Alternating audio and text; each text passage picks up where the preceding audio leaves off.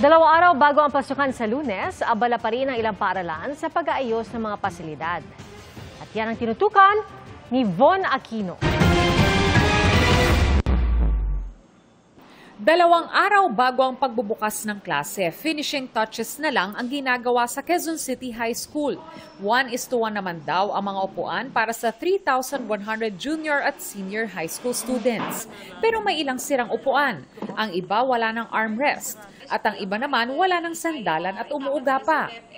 Ayon sa kanilang principal, ang mga ito naman daw ay ipapadala pabalik sa Department of Education. Pero ngayong araw din ay natanggap na nila yung kapalit ng mga ito.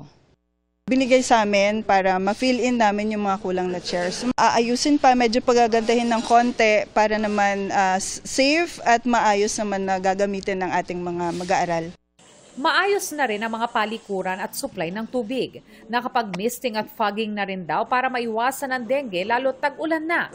Ang gurong si Nico Calleja, first time magtuturo sa public school.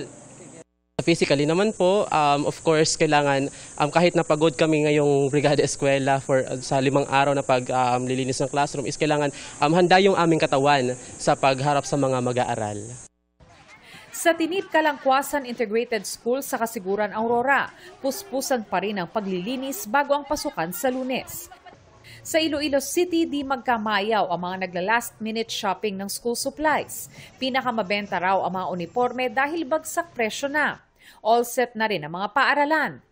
Sa Talisay City, Cebu, marami ang humabol kahapon sa huling araw ng enrollment sa mga pampublikong paaralan.